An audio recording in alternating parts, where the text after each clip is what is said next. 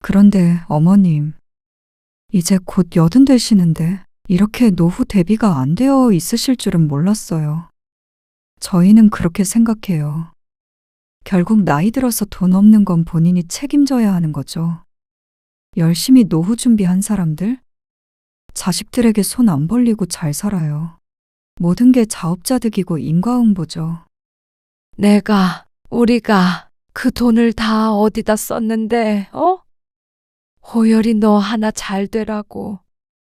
설마 저 때문이라고 말씀하시고 싶으신 거예요? 결국엔 어머니 아버지 선택이셨죠. 어머니 이러시는 거 자식 입장에서 정말로 부담돼요. 오늘 이야기 속 주인공은 78세 박순미 씨입니다. 그리고 그녀의 아들과 며느리에 관한 이야기이죠. 한평생을 자식 하나만을 바라보고 살았던 박 씨 부부. 내 한 몸 편한 것보다도 자식이 잘 되는 것이 항상 우선이었습니다. 그렇게 해서 자식 앞길에 도움이 된다면 그것이야말로 모두를 위한 길이라고 생각했습니다. 그런데 남편이 죽고 홀로 나이가 드니 그리고 가진 것 다 자식에게 퍼주고 나니 박 씨의 생각은 달라질 수밖에 없었습니다. 자식은 부모에게 도움을 청하던 그 자식이 아니었고 박 씨도 더 이상은 짱짱하던 그 부모가 아니었습니다. 입장이 바뀌니까 아들과 며느리는 박 씨를 짐짝 취급했습니다. 재산 관리를 잘못해 노후 대비가 안 되었다며 박 씨를 비난했습니다. 비참한 부탁을 하는 박 씨에게 며느리가 말했습니다. 인과응보. 노후에 쓸 돈 하나 제대로 챙겨두지 못한 것이 전부 박 씨의 탓이라고 했습니다. 저들이 가져다 쓴 것은 전혀 기억나지 않는 것처럼 굴며 박 씨를 외면했죠. 그러다 보니까 자식밖에 없었던 박 씨의 생각도 바뀔 수밖에 없었습니다. 영원할 줄 알았던 사랑도 뒤늦게 현실에 무릎을 꿇었습니다. 뒤늦게 정신 차린 박 씨는 이제 자식에게 노후를 기대는 어리석은 짓은 하지 않기로 결심했습니다. 차라리 재산을 지켰더라면 자식이 없어도 살아갔을 텐데 자식은 있는데 돈이 없으니 살아갈 수가 없었습니다. 박 씨는 아들이 하나 있었습니다. 애지중지 키운 외아들이었습니다. 그러니까 모든 걸 쏟아부어 키웠죠. 호열이가 전세로는 가기 싫다고 하네. 아이고, 지금 사는 집 보증금 합쳐가지고 어떻게 안 된대요? 될 것 같았으면 당신한테 이렇게 말도 안 했지. 아들이 결혼을 앞둔 어느 날 남편이 낮은 목소리로 말했습니다. 아들 결혼에 지원을 해줘야 하는데 웬만해선 전셋집을 구했으면 하는 마음이었습니다. 박 씨 부부도 어느 정도 여윳돈은 있어야 하지 않을까 싶어서였죠. 그런데 아들은 무리를 하더라도 집을 사고 싶어 했습니다. 그래서 상견례를 앞두고 아들을 불러 상의를 했습니다. 우선 전세로 가고 천천히 넓히면 되잖니? 내 집도 없이 시작하는 것보다 조금 무리하더라도 그게 맞는 것 같아요. 그리고 서울 집값은 반드시 올라요. 그러면 엄마 아빠도 좋죠. 그래서 남편이 노후 얘기를 꺼내자 아들은 오히려 기가 막히다는 듯이 대꾸했습니다. 노후요. 그런 걸 왜 신경 쓰세요? 아들이 있는데. 든든한 말이었지만 불안한 건 사실이었습니다. 남편은 대학 시절 공부를 할 때부터도 그런 얘기를 종종 했습니다. 나중에 성공해서 갚겠다. 남들보다 공부를 오래 하며 들인 돈이 많았습니다. 미안한 마음에 하는 소리였다고 여겼습니다. 자식 잘 되라고 물심양면 지원을 아끼지 않았습니다. 그런데 결혼할 때도 예상보다 큰 돈을 쓰게 된 것이었죠. 결국 아들이 원하던 대로 집을 샀고 이듬해 식을 올렸습니다. 며느리는 혼수를 해왔고 말이죠. 그런데 정작 몇 년 후에 집값이 오르자 엄마 아빠도 집값이 오르면 좋을 거라고 했던 말과는 달리 박 씨 부부에게 떨어지는 것은 전혀 없었습니다. 박씨 부부가 살던 집은 오르지도 않았고 말이죠. 아들과 며느리는 크게 기뻐했습니다. 그리고 주택담보대출을 받아서 부동산 투자를 해보겠다고 했습니다. 몇 억 버는 것은 우스운 일이라며 말이죠. 그러다가 집값 떨어지면 어쩌려고 그래. 돈을 버는 걸 생각해야죠. 잃을 걸 생각하면 어떻게 돈 벌어요? 네? 맞아요, 어머님. 걱정 마세요. 그런데 박 씨의 우려처럼 아들 내외는 큰 경제적 어려움을 겪게 됐습니다. 부동산 가격이 급격히 떨어지는 바람에 투자했던 자금도 회수가 힘들어졌고 금리가 올라 이자를 내는 것도 빠듯해졌죠. 제발 저희 좀 도와주세요. 아니, 그러게. 남편은 하고 싶은 말을 삼켰습니다. 그리고 한동안 그 이자를 보태주고 힘들다고 할 때마다 금전적으로 도움을 주기도 했습니다. 그렇게 위기를 넘겼죠. 박 씨 부부의 노후 자금은 수십 년간 대부분 아들에게 들어갔다고 해도 과언이 아니었습니다. 성실히 열심히 벌면 줄줄 돈이 샜습니다. 그래도 어떻게 하겠어. 자식이 둘도 아니고 셋도 아니고 호열이 하나뿐인데. 박 씨도 남편의 마음을 충분히 알았습니다. 남편이 아니었어도 박 씨가 도와주자고 발벗고 나섰을 것이었습니다. 세상 어느 부모가 내 자식 힘든 걸 눈뜨고 지켜볼 수 있을까요?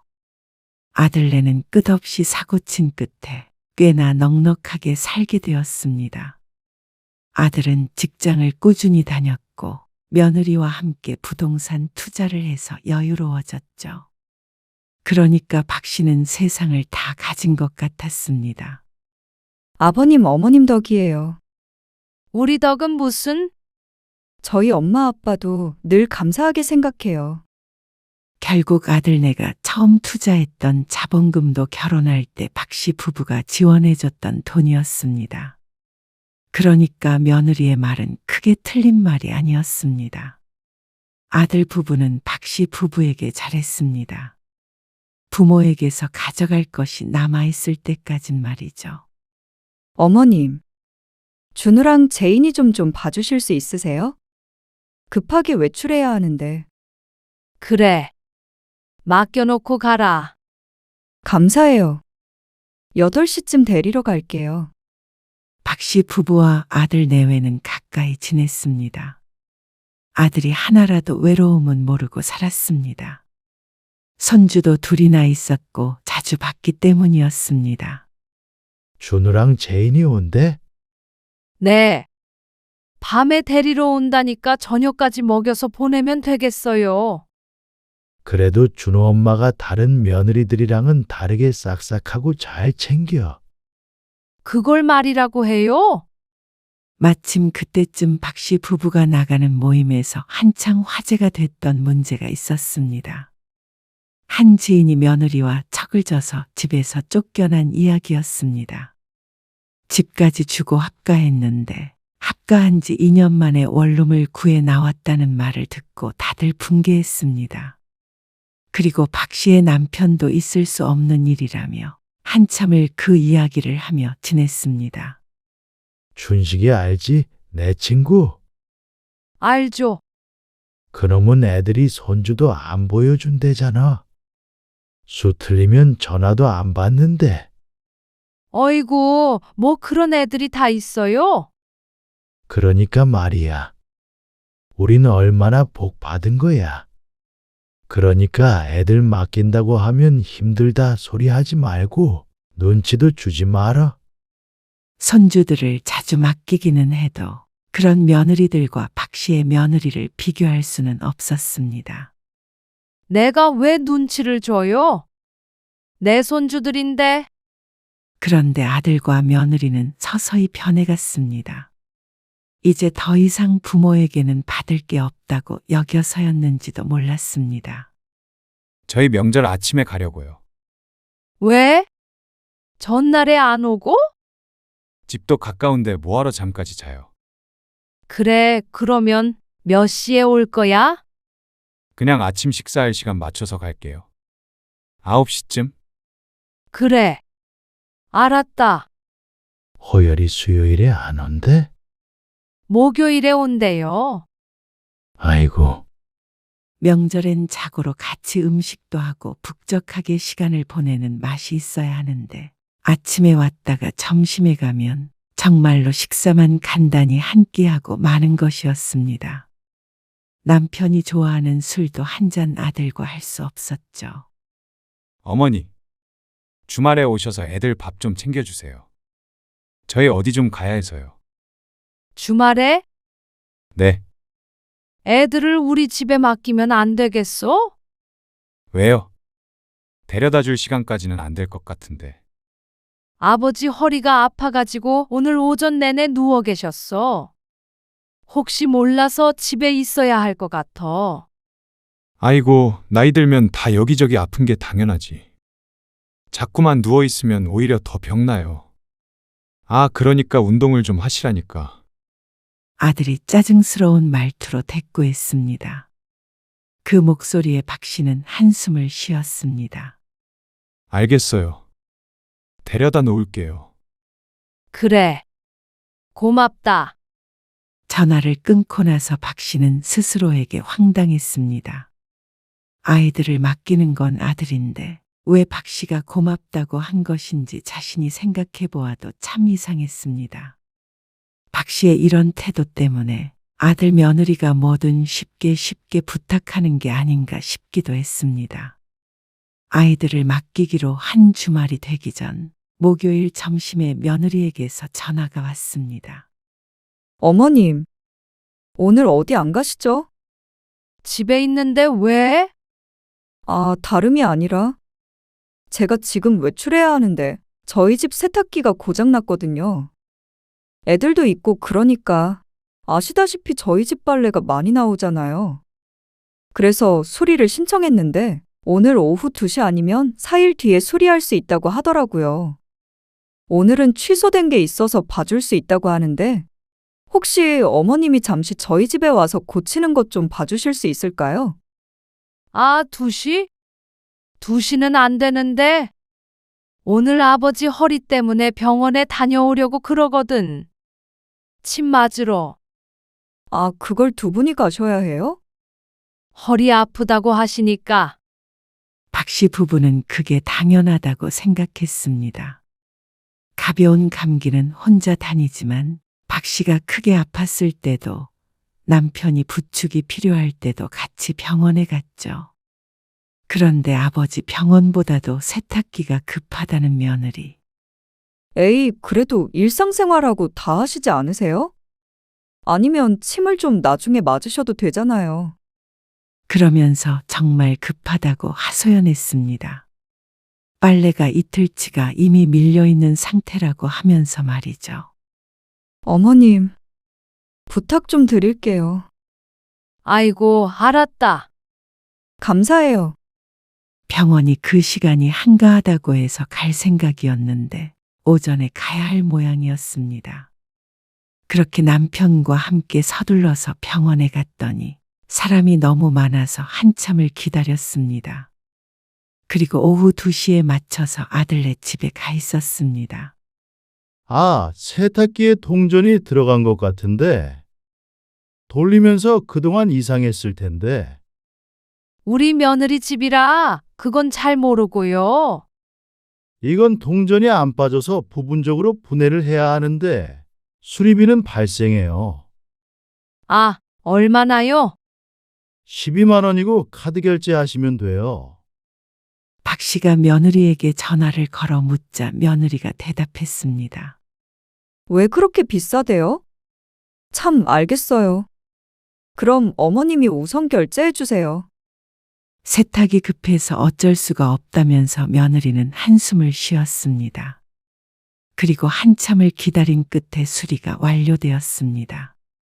좁은 베란다 안에 꽉 끼어 있는 세탁기를 끄집어내야 해서 수리기사는 땀을 한 바가지 흘리고 있었죠. 그리고 수리를 마치고 문단속을 하고 나왔습니다. 며느리가 얼마인지 알았으니 알아서 보내줄 거라고 생각했습니다. 하지만 다음 날이 되고 아들이 아이들을 맡기러 왔을 때도 12만 원을 보내주지 않았습니다. 며칠 전에 세탁기 고침 비용 12만 원 그거 안 줬어. 혹시나 잊어버렸을까 싶어서 아들에게 물었더니 아들이 바쁘니까 나중에 보내주겠다고 했습니다. 하지만 또 며칠을 기다려도 송금이 되지 않았죠. 그래서 박 씨도 그냥 있기로 했습니다. 자꾸만 돈 달라고 재촉하고 싶지도 않았고 아들네에게 쓴 돈이 아깝지 않았습니다. 그리고 이때까지만 하더라도 아들네와의 사이는 가깝다고 할 수 있었습니다. 박 씨 부부에게 효용 가치가 이래저래 충분히 있으니까 말이죠. 하지만 몇 년 뒤 박 씨 인생에서 많은 것들의 변화가 찾아왔습니다.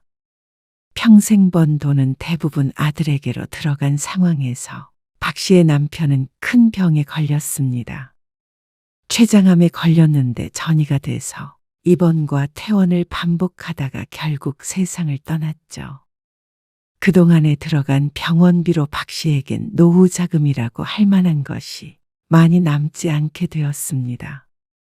집에는 대출까지 있었습니다. 남편 보험금으로 좀 갚기는 했지만 그래도 빚은 빚이었습니다. 그리고 그렇게 되니까 자식도 전보다 더 멀어지게 되었죠. 남편이 살아있을 때까지만 하더라도 차례를 지냈는데 남편이 죽자마자 아들은 차례를 지내지 말자고 했습니다. 아버지 제사는 납골당에 가서 인사하는 걸로 대체하자고 했고 말이죠. 그리고 아이들은 이미 커서 맡길 일이 많지 않다 보니까 명절에 잠깐씩 보는 것 외에는 만날 일이 많지 않아졌습니다. 아니, 아들 며느리가 더 이상 박 씨를 찾지 않았죠. 이번 명절에 오냐? 아, 아니요. 이번에는 저희가 어딜 좀 가기로 해서요. 70이 넘어 혼자 된 어머니를 챙길 만도 하지만 아들은 그러지 않았습니다. 아이들이 어릴 때는 나았습니다. 적어도 자식 손주들은 자주 봤으니 말이죠. 박 씨는 외로워졌습니다. 다른 며느리들과 박 씨의 며느리를 비교하면서 안심하곤 했었는데 박 씨의 아들 며느리도 다른 사람들과 크게 다르지 않았습니다. 도움이 필요할 때는 부담스럽다는 이유로 외면했죠. 임플란트 하셔야 해요. 부분적으로 틀니도 하셔야겠고요. 치과 열심히 다니시지 그러셨어요. 어느 날 치아와 잇몸이 너무 아파서 참다 못해 방문한 치과. 의사에게 무척 달갑지 않은 말을 들어야 했습니다. 임플란트라는 말이 노인들에게 가장 무서운 말 중 하나였습니다. 돈이 얼마나 들어요 그러면? 300만 원 정도 생각하셔야 해요. 기간도 좀 걸릴 거고요. 아, 300만 원이요. 그렇게 큰 돈을 치과에 쓰기가 너무나 아까웠습니다. 하지만 오죽했으면 박 씨가 자발적으로 치과에 찾아갔을까요? 그날은 그냥 돌아왔습니다. 300만 원이라는 돈이 너무 큰 부담으로 다가왔습니다. 2달은 충분히 생활할 수 있는 돈이었으니 말이죠. 아이고, 임플란트 그거 아직도 고민 중이야. 경로당에 있다가 함께 있던 친구가 타박을 했습니다. 그냥 아들한테 말해서 해. 자식이 해줘야지 누가 해줘? 너무 비싸잖아. 그 정도면 자식 키운 값의 100분의 1도 안 돼. 아들도 잘 산다면서 뭐가 문제야? 그만한 돈 없겠어? 평소에 박 씨가 아들 자랑을 좀 해놨더니 친구는 더욱 박 씨를 이해하지 못하는 눈치였습니다. 우리 딸은 없이 살아도 내 이빨은 다 해줬어. 그러면서 악어마냥 입을 벌리고 손가락으로 여기 하면서 치아 하나하나를 짚었습니다.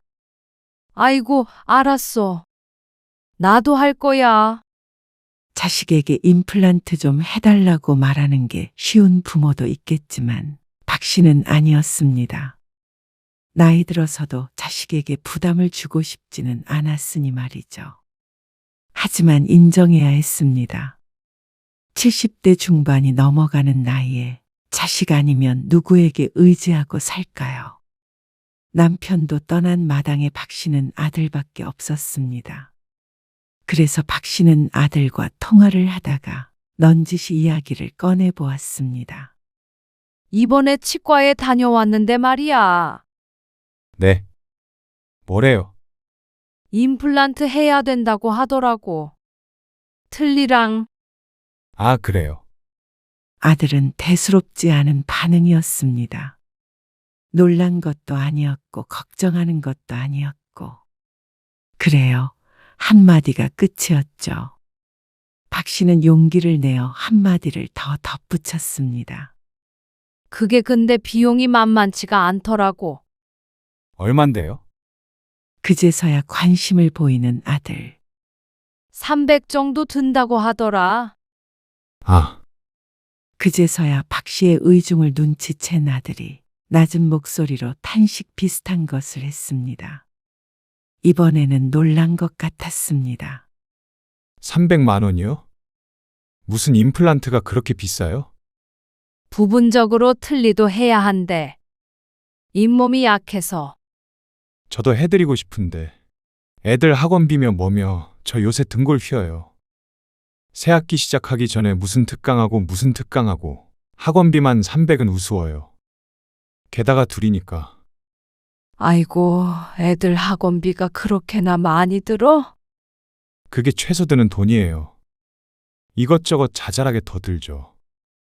아들의 말을 듣고 보니까 박 씨의 치아는 급한 것도 아닌 것 같았습니다.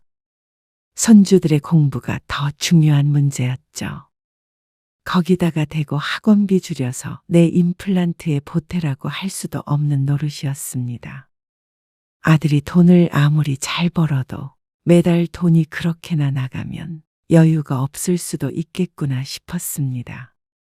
다음에 해드릴게요. 여유 좀 생기면요. 아니야. 그냥 그만큼 든다는 소리였지. 아들에게 부담을 주려고 꺼낸 말은 아니었습니다. 그냥 혹시나 하는 마음의 한 소리였죠. 박 씨가 괜스레 미안해지는 순간이었습니다. 이런 부탁을 자식에게 했다는 게 부끄럽기도 했습니다. 결국 임플란트는 카드로 계산했는데 할부를 최대한 길게 설정했습니다. 조금이라도 부담을 덜어야 했으니 말이죠. 경로당의 친구에게는 아들이 해줬다고 했습니다. 이러쿵 저러쿵 설명하는 것도 구차해 보여서였습니다. 그런데 그날 이후로 아들은 박 씨가 병원에 간다는 말에 무척 예민해졌습니다.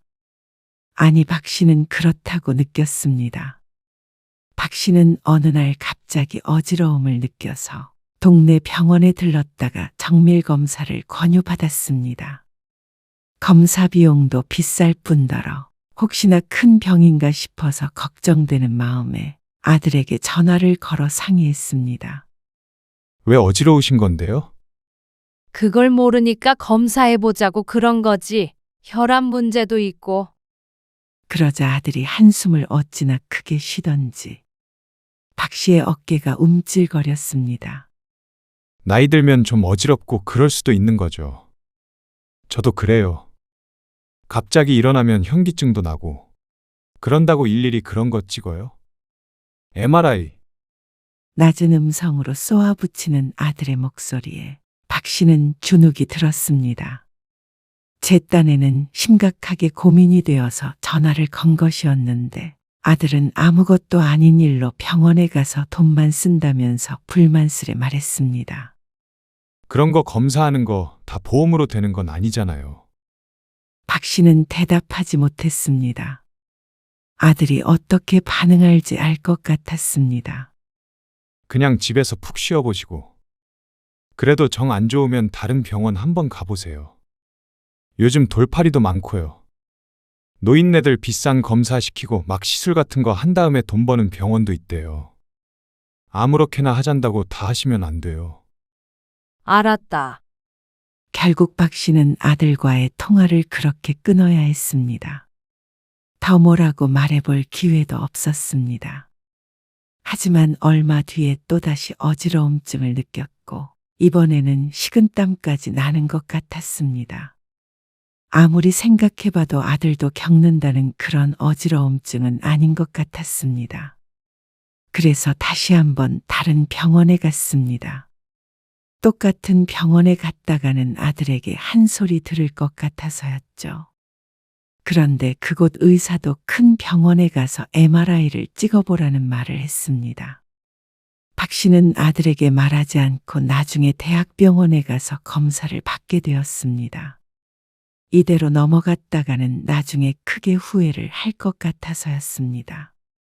돌봐줄 남편도 없는데 박 씨가 아프면 고생하는 것은 결국 자식인 아들 호열이라고 생각했으니 말이죠. 그리고 검사 결과 걱정했던 것처럼 죽을 병에 걸린 것은 아니었습니다. 다만 문제가 없는 것도 아니었죠. 뇌경색 초기 흔적이 조금 있어요. 지금은 괜찮아 보이지만 안심할 수는 없어요. 약 꾸준히 드시고 정기적으로 검사하면서 관리하셔야 해요. 병원을 나서는데 걱정이 앞섰습니다. 죽을 병은 아니었어도 충분히 문제가 될 만한 상황이었습니다. 매달 드는 약값과 병원비까지 하자면 한숨이 나왔습니다. 보험 외적으로도 상당히 돈이 들 것 같았습니다. 박 씨는 벤치에 잠시 앉아서 한참 있었습니다. 그리고 집에 돌아와 잠시 고민하다가 휴대폰을 들었습니다. 그래도 아들에게 상황이라도 알려줘야 하나 싶었습니다. 하지만 이내 고개를 저었습니다. 아니야, 됐다. 괜한 걱정을 시키기도 싫었고 이런 얘기를 했다가는 돈 달라는 소리밖에 더 되겠나 싶었죠. 박 씨는 앞날이 조금 막막하게 느껴졌습니다. 오래 살아도 건강하게 살아야 하지. 아프면서 오래 살면 재앙이나 다름없다고 생각했습니다. 남편도 끈질기게 투병했지만 남은 것은 한 줌 재가 되어버린 육신과 빚이었습니다. 아픈 것이 두려운 게 아니라 그 뒤에 남겨지는 것들이 무서웠죠. 박 씨는 거실 테이블 앞에 앉아서 가계부를 열었습니다. 전혀 사치를 부리지 않아도 한 사람이 살아가는 데 드는 비용은 꽤나 컸습니다. 물가의 영향도 많이 받았고 이번처럼 병원에 다녀온다거나 보일러를 고친다거나 그런 사건이라도 있으면 구멍이 나곤 했죠. 10년 전까지만 하더라도 이 정도 일에 걱정을 할 정도는 아니었는데 그동안 많은 것이 바뀌었습니다. 그러던 어느 날이었습니다. 박 씨는 아들에게 아쉬운 소리를 할 수밖에 없었습니다. 결코 원하지는 않았지만 말이죠. 아이고, 우리 딸도 요즘 죽는 소리 해. 무슨 이자를 그렇게 많이 내라고 하는 건지. 그래서 집을 팔고 싶어도 집값 떨어져서 팔지도 못하고 말이야. 집값보다 대출이 더 많게 생겼으니 젊은 사람들 죽어나지. 그리고 그 말을 듣고 못 웃는 사람들 중 하나가 박 씨였습니다. 박 씨도 주택담보대출을 받은 것이 꽤 금액이 컸는데 그것에 대한 이자와 원금을 내느라 요새 등골이 휘었습니다. 나이 들어 수입은 없었고 가진 것과 연금으로 살아야 하는데 가진 것은 집 한 채뿐이었고 연금으로는 한 사람이 살아갈 수 없는 금액이었습니다. 그런 와중에 이자를 그렇게 내라고 하면 정말로 박 씨 보고 죽으라고 하는 것이나 마찬가지였습니다. 남에게 그런 속사정까지는 다 하지 못하고 박 씨는 혼자서만 끙끙 앓았습니다. 그리고 이자가 연체되었을 때 박 씨는 다른 수가 없어서 아들을 찾아갈 수밖에 없었습니다. 아니, 그 정도 이자도 못 갚으실 거면 돈을 빌리지 마셨어야죠. 네 아버지 병원비도 있고. 그리고 아들에게 들어간 돈도 일부 있었습니다. 오래전에 아들이 부동산 투자를 하겠다고 해서 빌려줬던 돈이었습니다. 사실상 준 것이나 마찬가지였죠. 그 당시 상황을 아들도 충분히 알고 있었습니다. 담보대출을 권유한 것도 아들이었으니 말이죠. 그런데 이제 와서 그런 일은 다 잊었다는 듯이 박 씨를 탓하고 있었습니다. 얘기만 들어보면 꼭 박 씨가 그 돈을 허튼데 쓴 것처럼 말이죠. 박 씨는 이를 꼭 깨물었습니다. 남편이 낫고 나면, 그리고 아들네가 사정이 좋아지면 충분히 갚을 수 있는 돈이라고 생각했습니다. 하지만 남편은 죽었고 아들은 그 뒤로도 몇 차례 손을 벌렸습니다. 그리고 사정이 나아진 뒤에도 한 번 떠난 돈은 다시 돌아오지 않았습니다. 이자 못 갚으면 나 함께 생겼어. 내가 오죽하면 널 찾아왔겠니? 아들에게 부담을 주는 것은 박 씨로서는 정말로 하고 싶지 않은 것이었습니다. 거절을 당했던 일도 여러 차례 있었지만 그보다도 내가 사랑하는 아들에게 짐을 지워주고 싶지 않은 마음이 컸습니다. 특히나 집 문제처럼 큰 일은 말이죠. 하지만 이 나이에 정말로 길거리에 나앉을 수는 없었습니다. 차라리 얼른 그 집을 팔아버리세요. 그래서 작은 집 월세라도 구하면 그게 나을 수도 있어요. 아들의 말에 박 씨는 할 말을 잃었습니다. 집을 팔려면 팔겠지만 그렇게 급하게 팔려면 헐값이어야 했습니다. 그러면 대출을 갚고 남는 돈으로 집을 구하고 앞으로를 살아가야 했습니다. 대출을 갚아야 하는 입장도 힘들긴 했지만 내 집이 있고 없고는 비참한 정도가 달랐습니다. 그리고 박 씨가 이렇게 아들을 찾아온 이유는 있었습니다. 지금 박 씨의 상황이 옛날 아들의 상황과 별반 다르지 않기 때문이었습니다. 그때는 아들이 하도 힘들다고 해서 박 씨 부부가 돈을 대줬었습니다. 그래서 결국 아들도 이렇게 일어설 수가 있었던 것이었죠. 물론 나도 이렇게 했으니 너도 똑같이 해라. 이런 신보는 아니었습니다. 다만 자식이라면 부모가 자식에게 했던 것만큼은 아니더라도 최소한의 책임감은 있을 거라고 생각했습니다. 저희도 애들 대학도 보내야 하고요. 보이는 것처럼 그렇게 여유롭지는 않아요. 어머님, 며느리의 말에 박 씨가 아들네 집을 둘러보았습니다. 40평이 넘는 아파트, 수백의 학원비, 그리고 집이 경매에 넘어갈 것 같은 부모. 참 어울리지 않는 조합이었습니다. 요즘 자식들이 아무리 매정하다고 하나 이 정도까지 피도 눈물도 없을 줄은 몰랐습니다. 그런데 그때 아들이 땅이 꺼져라 한숨을 쉬며 말했습니다. 일단 몇 달은 저희가 도와드릴게요. 근데 제가 말했던 것처럼 집을 얼른 팔아보세요. 부동산 경기가 안 좋아 자신들도 손해가 크다면서 앞으로도 더 떨어질지도 모른다고 경고까지 해주었습니다. 박 씨는 아무 말 없이 앉아 있었습니다. 그런데 며느리가 박 씨에게 결정타를 날렸습니다. 그런데 어머님, 이제 곧 80 되시는데 이렇게 노후 대비가 안 되어 있으실 줄은 몰랐어요. 저희는 그렇게 생각해요. 결국 나이 들어서 돈 없는 건 본인이 책임져야 하는 거죠. 열심히 노후 준비한 사람들? 자식들에게 손 안 벌리고 잘 살아요. 모든 게 자업자득이고 인과응보죠. 그 말에 박 씨의 마음이 무너졌습니다. 앞으로도 늙은 부모를 부양해야 할지도 모른다는 생각에 잔뜩 스트레스를 받은 듯한 음성이었습니다. 본인의 책임이니까 자식에게 손 벌리지 말라는 경고 같기도 했습니다. 하지만 그건 며느리가 해서는 안 되는 말이었습니다. 할 수 없는 말이었습니다. 인간이 최소한의 양심이 있다면 말이죠. 아들 결혼할 때 지원해줬던 것, 그동안 모아뒀던 돈, 적금 등등 최소 수억이었습니다. 아들 며느리가 없었더라면 박 씨가 지금 쥐고 있어야 할 돈 말이죠. 그걸 홀랑 벗겨먹고는 이제 와서 인과응보니 자업자득이니 하는 괴상한 말을 하는 며느리 때문에 박 씨는 와르르 무너졌습니다. 우리가 그 돈을 다 어디다 썼는데, 호열이 너 하나 잘 되라고. 박 씨가 떨리는 목소리로 말하려 했지만 아들이 말어리를 잘랐습니다.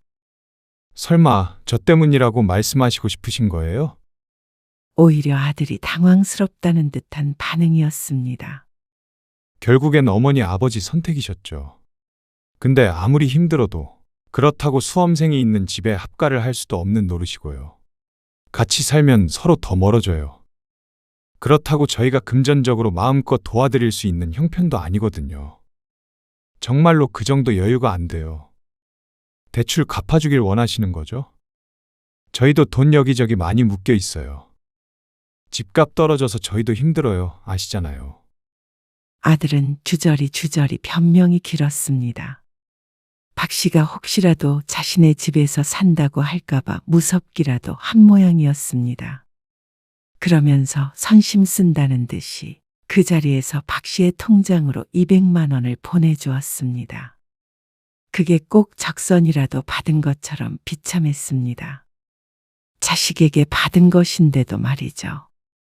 자식에겐 더한 것도 해줬는데 반대의 상황이 되니까 참담했습니다. 어쩜 내 배로 나왔지만 이렇게 잔인한 자식이 있나 싶었습니다. 아니, 며느리도 마찬가지였습니다.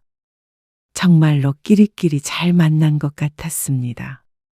손주들 봐주고 힘들 때마다 도와주고 그렇게나 부모 노릇하려고 노력했는데 이제 와서 자신들이 부모를 돌봐줄 때가 되니까 외면해버리나 싶었습니다. 혹여나 부모가 자신들에게 짐이 될까봐 무서워하는 꼴이 참 웃기기도 했습니다. 동시에 더할 수 없이 슬프고 끔찍한 심정이었습니다. 박 씨는 그날 이후로 다시는 아들네 찾아가지를 않았습니다. 아들도 가끔씩 생사만 확인하듯 전화를 했을 뿐 박 씨의 생활에는 관여하지 않았습니다. 박 씨는 신용대출을 받아서 지냈습니다. 그것도 임시방편일 뿐 결국은 더 큰 빚이 되어 돌아올 것이었습니다. 하지만 방도가 없었습니다. 그러던 어느 날이었습니다. 부동산 규제가 완화되고 수도권 아파트 가격이 급등했습니다. 특히나 박 씨가 사는 지역은 가장 급등한 지역 중 한 곳으로 올랐다고 했습니다. 상세히 알고 있는 이유도 경로당에서 사람들이 부자 되겠다며 떠들어대는 말 때문이었습니다. 박 씨는 꽉 조였던 숨통이 트이는 기분이었습니다. 그리고 그 시점 이후로 아들 며느리에게서 오는 연락이 잦아졌습니다. 그런데 집값이 올랐다고 하면 좋아해야 하는데 아들은 우울한 목소리였습니다. 그 당시에 투자했던 부동산 3개 다 처분해 버렸어요. 대출 갚고 남는 거 얼마 있지도 않는데 이자가 부담돼서 저희 집으로 대출 받은 것도 좀 갚았고요. 근데 어머니 아파트는 많이 올랐죠? 우리도 기다렸어야 하는 건데. 아들은 박 씨의 집에 무척 관심이 많아 보였습니다. 지금 대출 받으면 좀 더 나올 텐데. 아니면 이 기회에 팔아도 되고요. 그 다음에 재투자하면 노후자금 좀 벌 수 있지 않을까요? 꼭 박 씨를 위하는 말 같았지만 그렇지 않았습니다. 자지 자신을 위한 것이었죠. 재투자는 제가 알아서 할게요. 그 말에 박 씨는 어쩐지 웃음이 나왔습니다. 혹시나 박 씨가 자신에게 기댈까 벌벌 떨더니 이제는 이렇게나 적극적으로 나오다니요. 코미디가 따로 없었습니다. 박 씨는 그동안 많은 생각을 했습니다. 그동안 살아온 인생에 관해서, 그리고 아들에 관해서.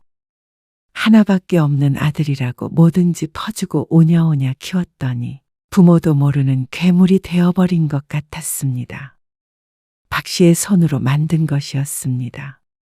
사랑을 주면 주는 만큼 돌아오는 게 아니었습니다. 그걸 80이 다 되어가는 이제서야 깨달았습니다. 20년, 아니 10년 전에만 깨달았어도 이렇게 살지는 않았습니다. 아들은 부동산 투자에 실패한 모양이었습니다.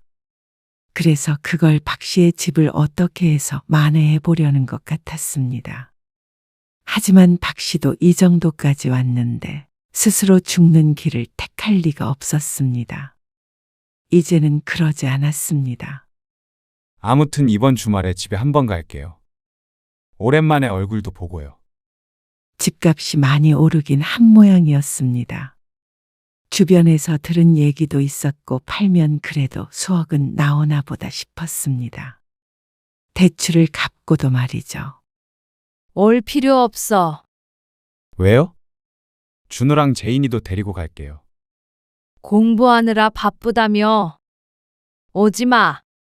에이, 그래도 할머니 보러 가는 건데요. 박 씨는 피식 웃었습니다. 너희 사업이 어떻게 됐는지는 잘 모르겠는데. 내 집은 내가 알아서 할 테니까 신경 꺼라. 차가운 박 씨의 말에 아들이 잠시 말이 없었습니다. 너희가 말했잖아. 노후는 내 책임이라고. 그래서 이제 나도 내가 스스로 책임지고 살게. 너희한테 봉양하라고 안 한다. 걱정 붙들고 너희도 너희 알아서 살아. 아이, 어머니 왜 그러세요? 엄마한테 해대는 거 하려는 거 아니에요. 돈 때문에 힘들어 하셨잖아요. 그래서 그 걱정 덜어드리려고. 아니, 날 바보로 알아? 내 집 팔고 어디 한적한 시골이라도 내려가련다. 시골이요? 어디요? 어디든 가진 돈으로 혼자 먹고 살 수 있을 만한 곳으로. 박 씨는 이곳에 미련이 없었습니다. 이번이 마지막 기회일지도 몰랐습니다. 아들 때문에 잃은 돈 메꾸어서 떠나고 싶었습니다. 자식도 이제는 없는 셈치고 살고자 했습니다. 그렇다며 더 이상 여기에 있을 이유가 없었습니다. 아니, 파는 건 좋은데 그걸 그렇게 생활비로 다 써버리면 아까운 짓이에요. 아까운 짓을 해서 말년에 빈털터리가 돼도 너네한테 손 안 벌릴 테니까. 너도 이제 부모 피 빨아먹을 생각 그만하고 살아. 피를 빨아먹는다고요? 그래. 피 빨아먹고 나 몰라라 한 자식에게 내가 앞으로 한 푼이라도 내어줄까? 어머니, 그런 게 아니고. 저희도 그 당시에는 힘들었으니까 그랬죠. 200만 원도 드렸잖아요. 그게 최선이었어요. 200 가지고 명함 내밀지 말어라. 2억을 줬어도 한참 부족한 걸 너는 알 테니까. 그러자 아들이 입을 꾹 다물었습니다. 아파도 병원비 때문에 병원에 가지 말라는 자식. 부모가 이빨도 없이 다녀도 신경도 안 쓸 자식. 집이 경매에 넘어가서 길거리에서 자도치들 배만 부르면 장땡인 자식. 그게 너야. 사업이 잘 안 됐다고? 자업자득이다. 인과응보. 어리 빠진 아들의 표정을 바라보았습니다. 부모 자식의 연은 여기까지 하자. 남들은 집값이 더 오를 것 같다며 지켜봐야 한다고 난리였습니다. 그런데 박 씨는 어느 정도 오르자 미련 없이 팔아버렸습니다. 그리고도 쥔 돈은 상당했습니다. 그리고 박 씨는 여동생 부부와 친척 몇이 있는 고향으로 내려갔습니다. 그래도 완전히 혼자는 아니었죠. 어쩌면 나에게 바라는 게 없는 그 정도 관계가 부모 자식보다 훨씬 나았습니다. 박 씨의 삶은 전보다 훨씬 나아졌습니다. 당연했습니다. 시골에 있는 작은 아파트는 몇 천이면 샀습니다. 물론 새 아파트는 아니었지만 말년에 10년 정도 살기에는 딱 좋았습니다. 그러고도 병원비며 생활비며 혼자서 소소하게 살아갈 만큼은 있었습니다. 물론 사람마다 생각이 다르기에 크다면 크고 작다면 작을 수 있는 돈이었습니다. 하지만 박 씨에게는 충분했습니다. 연금까지 잘 이용하면 자식에게 끝까지 손 안 벌리고 살 수 있을 것 같았습니다. 좀 더 젊은 나이였다면 더 막막했을 수는 있겠지만 말이죠. 언니, 좀 걸으러 가자. 걸어서 7, 8분 거리에 사는 여동생이 찾아왔습니다. 금방 나갈게. 박 씨는 일주일에 5번은 걷기 운동을 했습니다. 격한 운동은 못해도 걷는 것만으로도 건강해지는 기분이었습니다. 나가기 전 거울을 보니 예전보다 훨씬 편안한 얼굴이 비쳤습니다.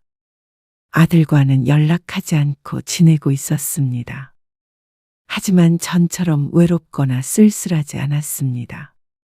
오히려 이제서야 모든 것에서 벗어나 홀가분해진 것 같았습니다.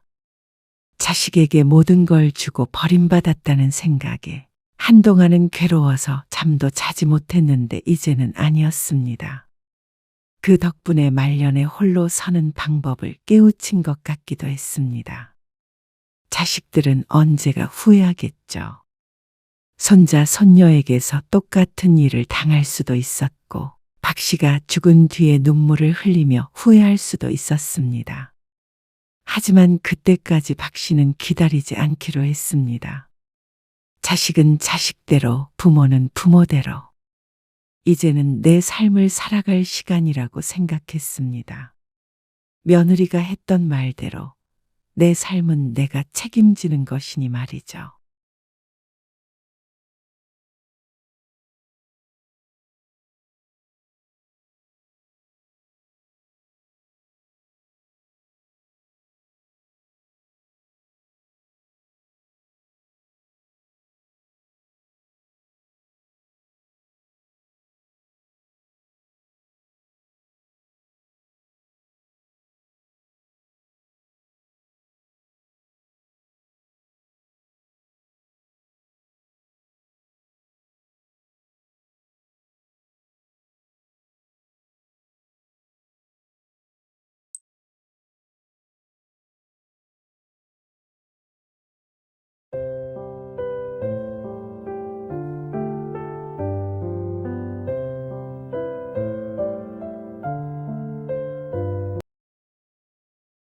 비행기표 끊어라.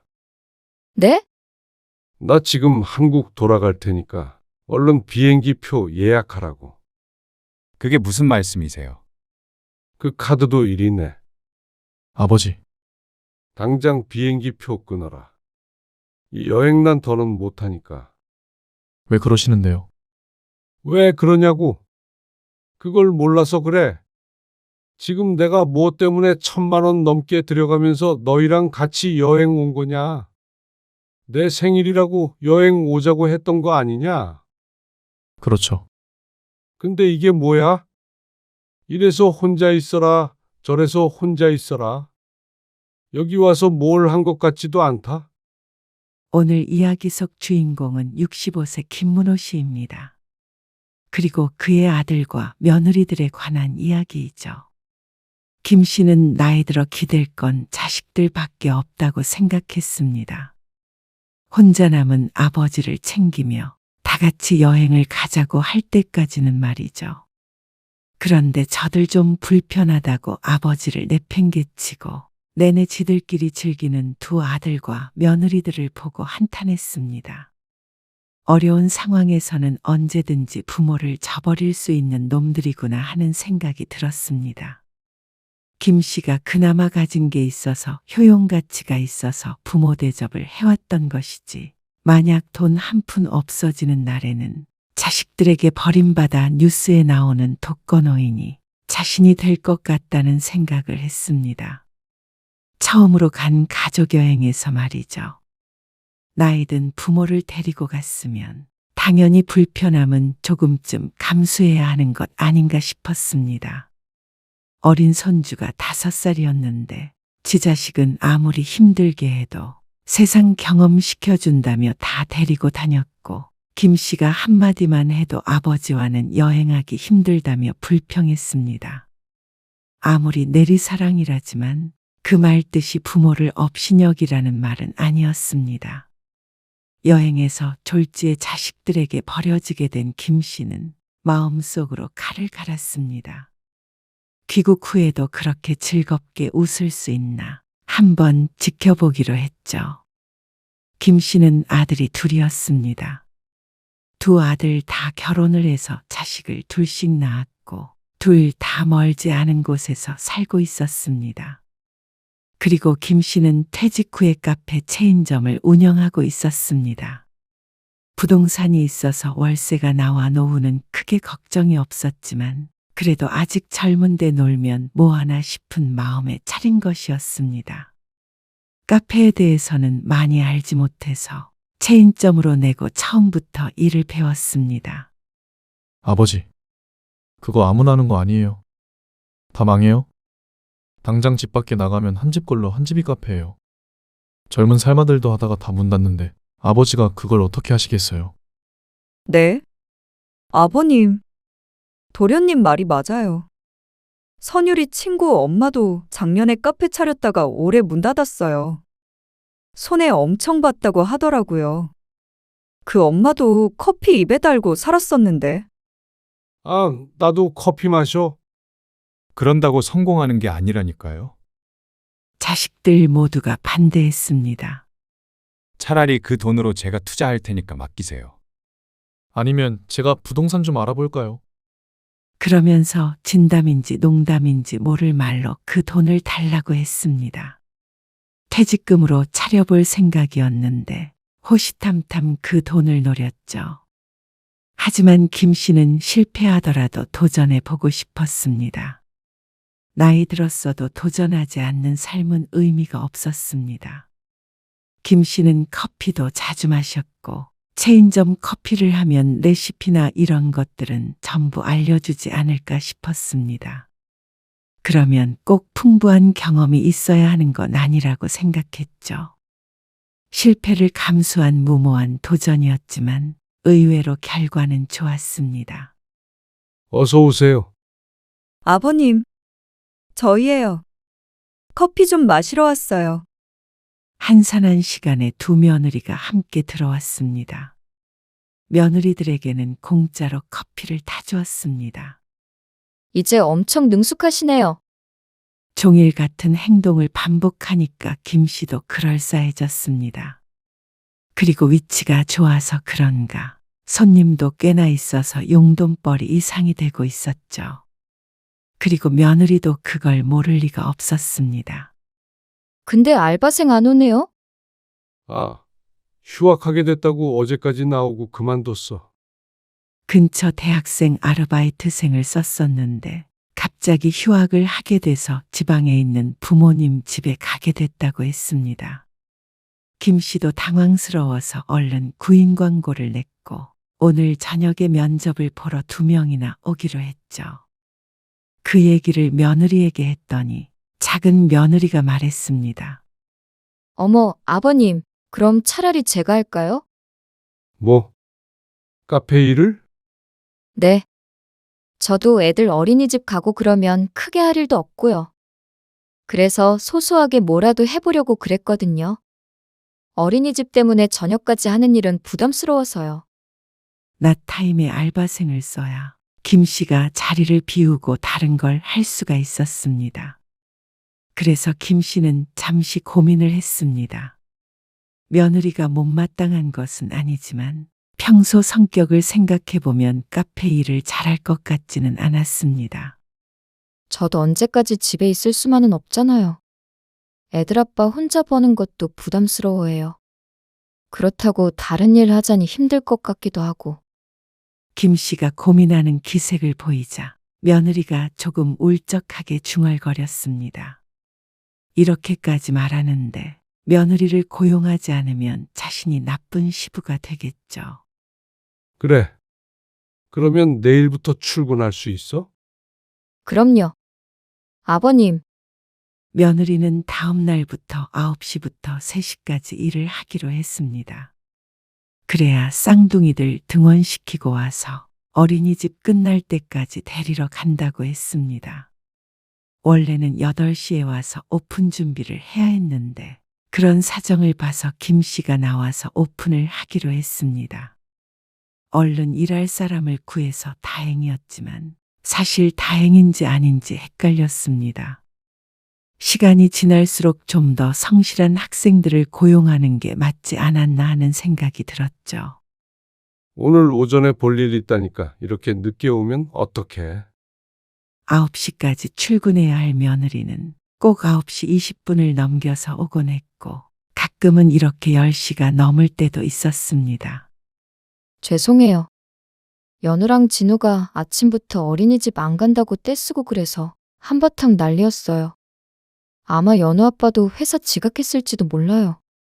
그러면서 한숨을 푹 쉬니까 거기다 대고 더 핀잔할 수도 없었습니다. 일반 알바생이 이렇게까지 자주 지각하면 다른 사람을 구하면 되는데 며느리를 자를 수도 없고 말이죠. 그리고 며느리는 싹싹하게 손님을 맡기는 했지만 손이 김씨보다도 느렸습니다. 벽에다가 음료를 만드는 방법을 적어서 붙여놨는데도 여전히 외우질 못하고 재료 하나 넣고 보고 또 재료 하나 넣고 확인하고를 반복하고 있었습니다. 그러니까 며느리에게만 맡겨놓고 쉽게 자리를 뜰 수도 없었습니다. 한 달이 다 되었는데도 말이죠. 그리고 큰 며느리도 사실 문제였습니다. 아버님, 저 왔어요. 큰 며느리는 낮에 친구들까지 대동해서 카페로 찾아왔습니다. 저희 아메리카노 4잔이요. 당연하다는 듯이 돈은 내지 않았습니다. 여기서 계산하라고 하면 며느리 체면이 깎일까봐 아무 말 하지 않고 돈도 받지 않았습니다. 하지만 이게 일주일에 2-3번이나 되니까 나중에 기회 되면 한번 아들에게 말을 할 생각을 하고 있었습니다. 며느리야 언제든 와도 공짜로 주겠지만 자꾸만 친구들을 데려오니까 문제였죠.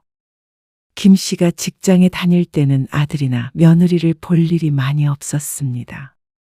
가까이 살아도 명절이나 무슨 날이나 되어야 찾아왔으니 말이죠. 아내가 살아있을 적에는 그걸 참 서운해하곤 했습니다. 김 씨가 사별한 지는 4년 되었는데 아내가 있었다면 며느리들이 이렇게 가까이 지내는 걸 반겼을지도 몰랐습니다. 그런데 김 씨는 좋은 점보다는 나쁜 점이 더 많은 것 같았습니다. 특히나 이렇게 일적으로 얽혔을 때는 더 그랬습니다. 아버지, 연우 엄마가 좀 서운해하던데요. 뭐? 왜? 며느리가 일한 지 한 달 꽉 채웠을 때 김 씨는 봉투에 월급을 넣어서 줬습니다. 그런데 그날 둘째 아들에게서 전화가 온 것이었습니다. 뜻밖의 말에 놀라 되묻자 아들이 대답했습니다. 너무 월급을 알바생 기준으로 주신 거 아니에요? 그럼 도대체 무슨 기준으로 줘야 하는 건지 어리둥절했습니다. 처음부터 그 금액을 주기로 했는데 무슨 소리야? 에이, 그래도 가족인데 너무 짜게 구시는 거 아니에요? 어려우신 것도 아니고.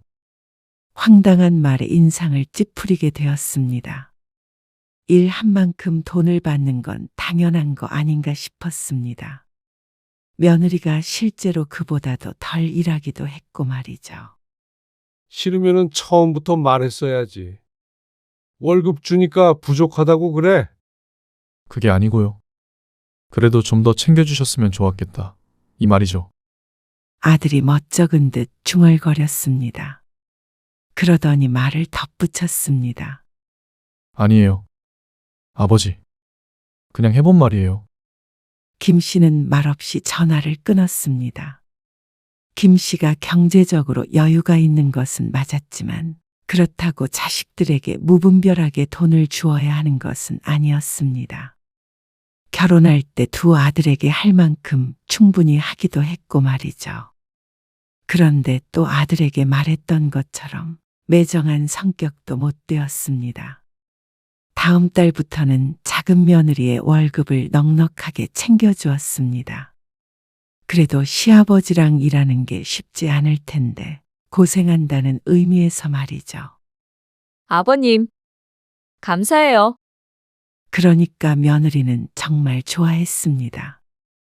큰 며느리는 그럴 줄 알았으면 자기가 했어야 했다고 농담했죠. 이렇게 더불어 사는 것도 나쁘지 않다고 생각했습니다. 은퇴하고 한동안 참 적적하고 외로웠는데 자식들 때문에 말년은 외롭지 않겠구나 싶었죠. 그런데 마냥 좋을 수만은 없었습니다. 오빠, 생일 축하해. 그래. 고맙다. 오늘 뭐 애들이랑 밥이라도 먹어? 카페 때문에 어디 여행은 못 갈 거 아니야? 뭐 그렇지. 아무튼 건강 관리 잘하고. 그래. 여동생과의 통화를 끝마친 김 씨가 한숨을 푹 내쉬었습니다.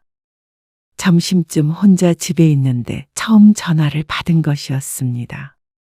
아침에 오픈도 이제는 며느리가 해서 김 씨는 출근하지 않았는데 자식들에게선 전화 한 통 없었습니다.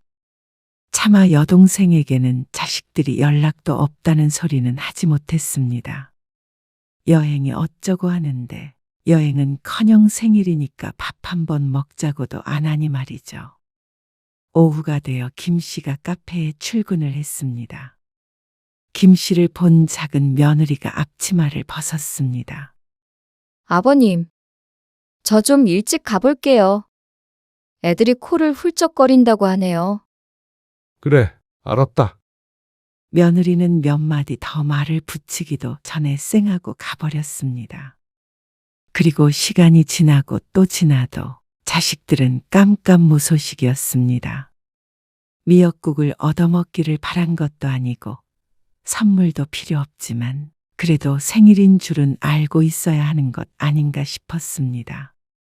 작년에는 그래도 아들들에게선 전화가 왔었는데 다 같이 작정하고 까먹은 건지 어쩐 건지 퇴근할 때도 김 씨는 쓸쓸했습니다. 그런데 밤늦은 시간에 큰아들에게서 전화가 왔습니다. 아버지, 오늘 생신이셨죠? 죄송해요. 제가 하루 종일 정신이 없어서 전화드려야지 하고 깜빡했어요. 아니다. 괜찮아. 미역국은 드셨어요? 미역국을 뭘 먹어? 번거롭게. 그래도 드시지. 아들도 미안한지 말끝을 흐렸습니다. 내내 서운했던 마음이 조금 풀리는 것 같기도 했지만 이미 시간이 저녁 10시 반이었습니다. 그리고 작은 아들은 여전히 연락이 없었죠. 다음 날에 큰아들에게서 전해 들었는지 연락이 오긴 했지만 김 씨는 조금 회의감이 들었습니다. 아내가 살아있을 때는 이런 적이 없었습니다. 물론 무심한 아들들에게 먼저 주의를 주곤 했겠죠. 내일 아버지 생신이니까 전화 드려라. 하고 말이죠. 같이 일하는 며느리도 전혀 관심이 없어 보였습니다. 지난번에 며느리 생일에는 보너스도 줬는데 그러면 시아버지 생일은 언제인지 잠깐이라도 확인을 하지 않나 생각했죠. 하지만 그렇게 서운해하면 뭐하나 싶었습니다. 품 안의 자식이 아닌데 혼자 생각하고 혼자 서운해하는 것은 어리석은 짓이었습니다. 물론 그렇게 스스로 위안한다고 섭섭했던 마음이 곧장 사라지는 것은 아니지만 말이죠. 그런데 보름쯤 뒤에 작은 아들이 카페로 찾아왔습니다. 연우 엄마 데리러 온 거야? 아침에 차를 타고 온 것 같은데 왜 데리러 왔나 의아해서 물었는데 작은 아들이 뜻밖의 말을 꺼냈습니다. 아버지 생신 기념으로 여행 가려고 하는데 어떠세요? 뭐? 여행? 네. 생각해보니까 전에 아버지 환갑 때도 그냥 식사만 하고 간단히 넘어간 것 같기도 하고요. 그리고 이번에 죄송했어요. 작은 아들은 생일 다음 날 아침 일찍 전화를 했었습니다. 그리고 두 아들은 생일을 제대로 챙기지 못해서 미안한 모양이었습니다. 그렇게까지 안 해도 돼. 에이, 그래도요. 형도 그러자고 했어요. 애들도 데리고 다 같이 가면 좋을 것 같아서요. 어머, 너무 좋을 것 같아요. 옆에 있던 며느리도 맞장구 쳤습니다. 애들 어디 놀러 간 지도 오래됐는데 날 추운데 괜찮나? 추워도 운치 있잖아요. 해외여행 가면 너무 좋겠다. 해외는 우리가 인원이 많잖아. 너무 돈이. 작은 아들이 힐끔 김 씨의 눈치를 보며 말했습니다. 생일 여행의 돈 이야기를 꺼내서 민망한 모양이었습니다. 그런데 며느리가 무척 아쉬워했습니다. 애들도 해외 한 번도 못 가봤잖아. 어린이집 친구들은 여름 휴가 때도 다녀오고 그랬던데. 그러자 아들이 곤란한 기색을 보였습니다. 그건 나중에 우리끼리 얘기하자. 이번에는 아버지 생신이니까 가까운 데로 1박 2일 정도 다녀오면 되지. 해외여행 가면 돈이 얼마나 드는데? 김 씨가 넌지시 묻자 아들이 눈을 굴리며 대답했습니다. 요새 일본이 싼데 일본만 가도 그래도 4인 가족 기준으로 한 400 정도는 들지 않을까요? 3박 4일 정도? 쇼핑하면 더 들긴 하겠지? 아무래도 그렇지. 400은 최소일 것 같은데. 그러면 최소 1인당 100만 원이란 소리지. 네. 그렇죠. 그리고 다 같이 가면 9명이잖아요. 가서 아무것도 사지 않아도 1,000만 원 가까이 든다는 말이었습니다. 그 말에 며느리는 김 빠진 듯한 한숨을 쉬었습니다. 아쉬움이 큰 것 같았습니다. 그러면 가자. 네? 여행 경비 내가 뗄 테니까 가자고. 너희가 알아봐라. 정말요, 아버님? 며느리가 크게 기뻐했고 작은 아들도 얼떨떨한 표정이었습니다. 아버지 생일이라고 여행을 가자는 자식들이 기특했습니다. 아버지가 전부요? 그래. 그러니까 네 형이랑 상의해봐. 작은 아들도 싫지 않은 모양이었습니다. 그러면서 아까 말했던 일본을 갈까 하고 며느리에게 작게 서근거리기도 했습니다. 자식들이랑 해외여행도 한번 가본 적이 없는 것 같았습니다. 이참에 손주들과 함께 좋은 경험을 하면 여러모로 좋을 것 같았죠. 아들 며느리들이 상의를 해서 비행기나 숙박은 전부 예약을 했고 모든 건 김 씨의 카드로 이루어졌습니다. 애들 불편하다고 큰 호텔을 예약해서 예상했던 것보다 많은 금액이 나왔습니다. 그런데 모처럼 가는 여행에 돈은 아끼지 말자는 생각을 해서 아무 말도 안 했습니다. 그렇게 설레는 마음으로 떠난 일본. 그런데 여행 첫날부터 김 씨는 어려움을 느껴야 했습니다. 아이고, 사람 참 많다. 추운 날씨에도 불구하고 인파에 깔려 죽을 것 같았습니다. 유명한 관광지라서 그런지 세계 각지의 외국인들이 많이 보였습니다. 아들을 쫓아 부지런히 걷는데도 자꾸만 사람들과 부딪혔습니다. 자식들은 아이들을 챙기기 바빠 보였습니다. 좀 천천히 가자. 그렇게 빠른 걸음으로 가니까 자꾸 부딪혀. 인터넷에 있는 맛집에 갈 건데 빨리 안 가면 줄 엄청 서야 한대요. 자식들이 서두르는 이유는 있었습니다. 하지만 그렇게 서둘러서 도착한 식당은 이미 많은 사람들이 줄을 서서 기다리고 있었습니다. 그러니까 좀 빨리 걸으시라니까. 작은 아들이 불만스러운 목소리로 말했습니다. 5분만 빨리 도착했으면 20분은 빨리 들어갔을 거라면서 말이죠. 식당 앞에 놓여있는 의자에는 이미 사람들이 전부 앉아 있었고 김 씨 일행은 서서 기다려야 했습니다.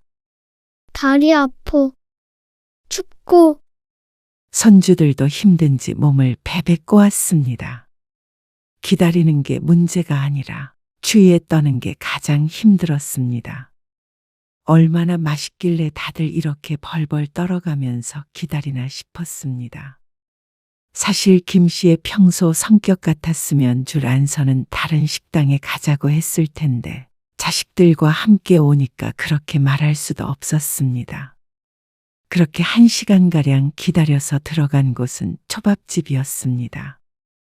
회는 그래도 좀 먹지만 초밥은 그다지 좋아하는 편은 아니었습니다.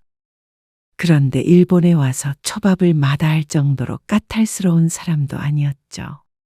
맛있죠? 그래. 맛있네. 근데 애들 먹을 거 없는 거 아니야? 애들 국물에다가 먹으면 돼요. 계란 초밥도 있고 고기로 만든 것도 있어서 괜찮아요.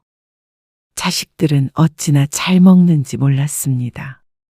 맥주도 시켜서 한 입 먹을 때마다 감탄을 쏟아냈습니다. 이렇게 여행 오니까 너무 좋다. 너무 신나. 그렇죠, 형님? 제가 해외여행 하자고 했어요. 잘했죠? 화기애애한 분위기에 김 씨도 미소를 지었습니다. 그렇게 몇 접시 먹고 나니까 김 씨는 배가 부르고 물렸습니다. 초장 같은 것도 없이 간장에다만 먹으려니까 느끼하기도 했죠.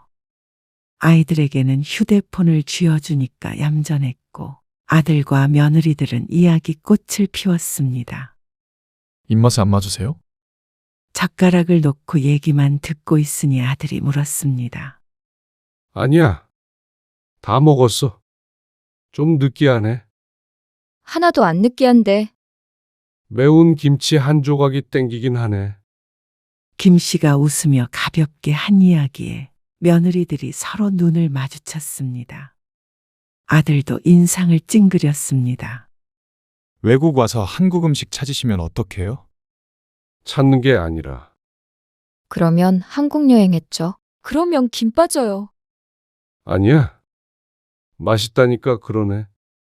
아들은 김 씨를 여행 와서 불평만 늘여놓는 부모 취급을 했습니다. 그저 김치가 땡긴다는 말 한마디만 했을 뿐인데 말이죠. 김 씨는 멋졌고 민망해서 괜히 초밥 한 점을 더 집어먹었습니다. 그렇게 식사를 하고 나왔는데 이번에는 추위 때문에 힘들었습니다.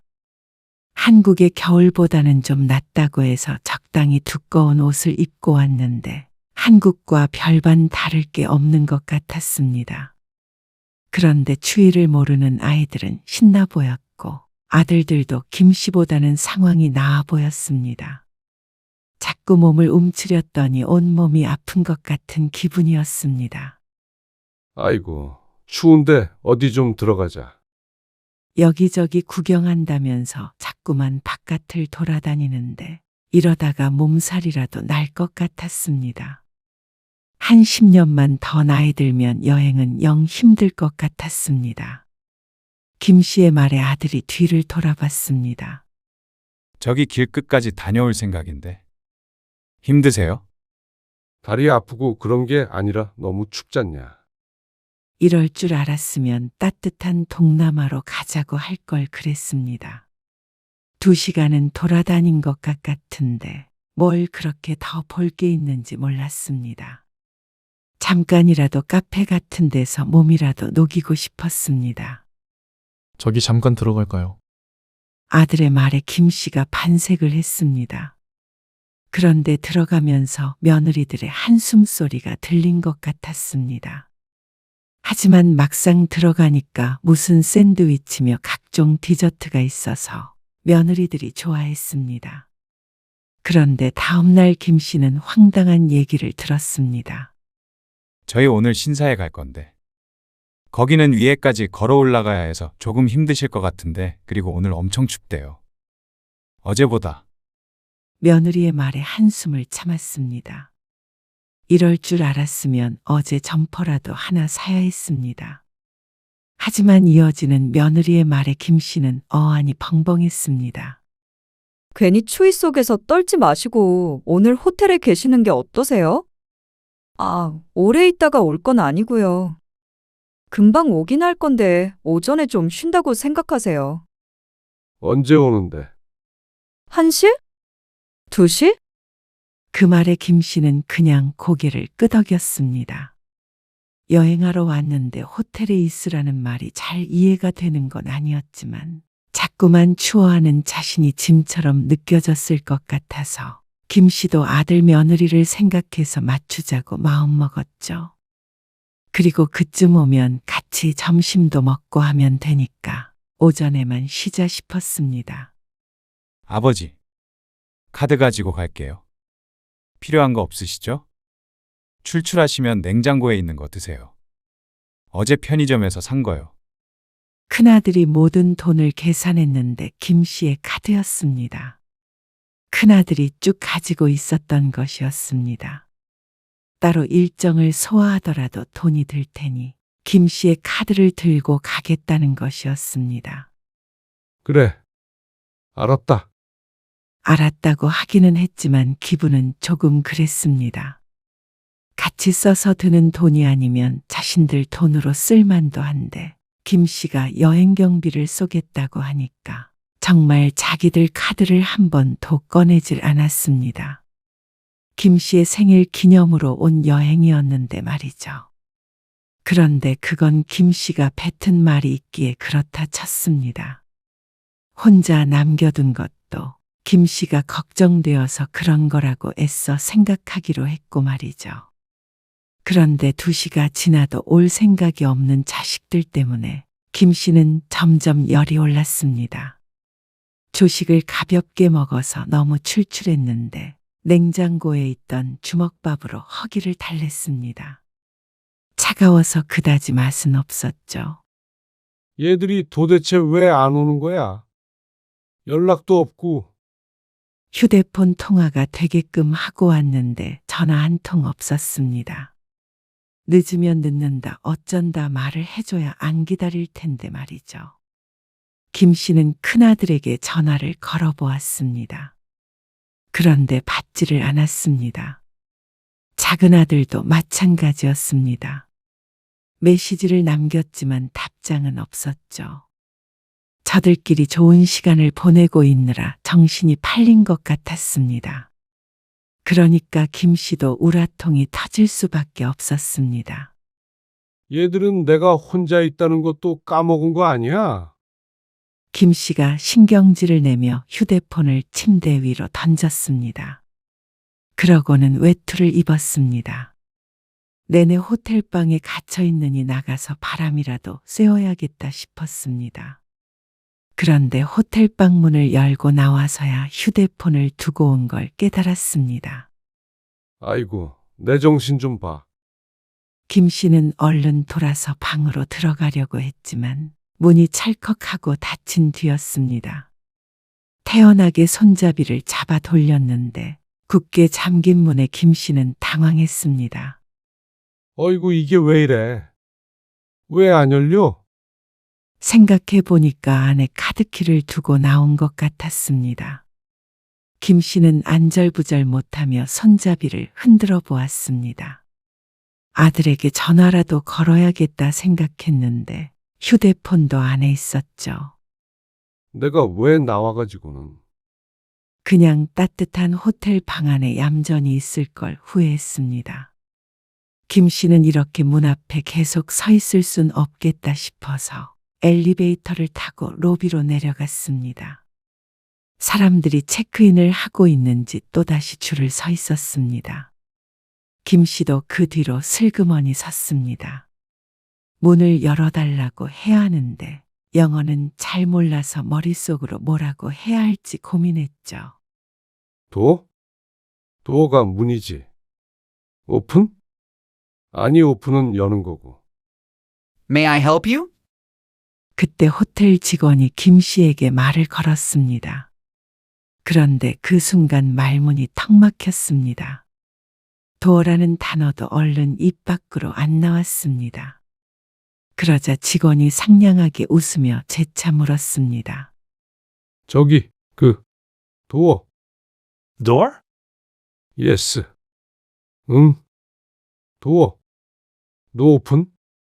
그러자 귀신같이 알아듣고는 뭐라고 길게 설명을 하는 것 같았습니다. 대부분 못 알아들었고 룸넘버라고 하는 말만 알아들었습니다. 방 호수를 물어보는 것 같았는데 머릿속이 또다시 새카매졌습니다. 생각해보니까 몇 초인지조차 알지 못했습니다. 카드키만 가지고 나왔다면 해결됐을 문제인데 참 바보 같았습니다. 6층인지 7층인지조차 헷갈리니 말 다 했죠. 노. 땡큐. 결국 김 씨는 도움을 받지 못하고 뒤를 돌았습니다. 문제를 해결해주고 싶어서 직원이 말을 또 걸었는데 차라리 그냥 아들 며느리를 기다리는 게 나을 것 같았습니다. 직원에게 손까지 흔들면서 인사를 하고 호텔 구석에 있는 소파에 앉았습니다. 혹시 눈이 마주치면 또 와서 도와준다고 할까봐 입구만 바라보고 있었죠. 그래도 아들이 곧 오긴 할 것이었습니다.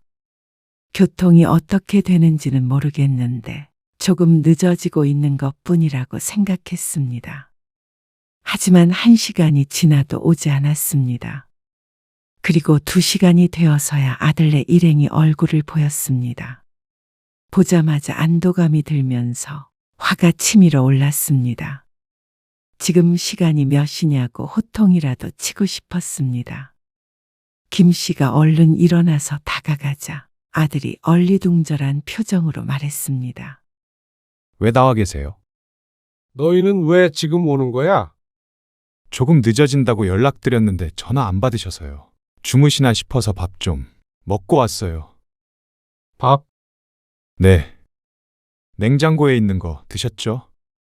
지들은 실컷 놀다가 밥까지 먹고 들어왔으면서 지금 냉장고에 있던 주먹밥과 빵 몇 조가리를 먹었느냐고 묻는 것이었습니다. 휴대폰과 카드키를 두고 나온 것은 순전히 김 씨의 잘못이었지만 애초에 아들네 행동이 괘씸했습니다. 이럴 거면 뭐하러 같이 왔나 싶었습니다. 김 씨의 카드까지 가지고 가서 쓰면서 김 씨 생각은 전혀 안 난 것인지 몰랐습니다. 그나저나 왜 여기 계세요? 어디 가세요? 내가 갈 데가 어디 있어? 방 문이 잠겨버려서 기다리는데도 오질 않잖냐? 아이고, 직원한테 문 열어달라고 하시지. 그런 거 다 할 줄 알았으면 혼자 여행 왔지. 김 씨의 말에 며느리가 입을 꼭 다물었습니다. 토라진 표정을 지은 것 같기도 했지만 김 씨는 눈에 보이는 게 없었습니다. 여행이고 뭐고 이대로 돌아가고 싶은 심정이었습니다. 죄송해요. 오늘 날이 추워가지고 호텔에 계시는 게 나을 것 같았는데 모시고 갈 걸 그랬어요. 호텔에만 있을 거면 뭐하러 오느냐고. 거의 하루가 다 지나가고 있었습니다. 저녁에는 아버지 드시고 싶은 거 드세요. 한국 음식 파는 곳 알아볼까요? 아들들은 김 씨의 비위를 맞추기 위해 노력했습니다. 김 씨는 한숨을 쉬고 말았습니다. 따지고 보면 괘씸하긴 해도 방에만 있었더라면 이렇게까지 화내지 않았을 것 같았죠. 그날 저녁은 일본 소고기를 먹었는데 그건 김 씨의 입맛에도 맞았습니다. 그리고 신기하게도 김치를 팔았습니다. 맛이 한국 식당에서 먹는 김치와 비슷했죠. 입맛에 맞으세요? 그래. 맛있네. 내일도 아버지 드시고 싶은 거 드세요. 맛은 있었지만 어마어마한 금액이 나왔습니다. 술까지 먹으니까 40만 원 후반대가 나왔습니다. 인원이 많기도 했지만 아이들이 있는 걸 생각하면 한 끼에 먹기엔 큰 금액이라고 생각했습니다. 일본 소고기는 원래 이 정도 가격인지 아니면 조금 비싼 곳인지 알 길이 없었습니다. 그리고 다음 날은 웬 전망대 같은 곳을 간다고 했습니다. 전날과 같은 일이 벌어지지 않게 김 씨도 따라 나섰습니다.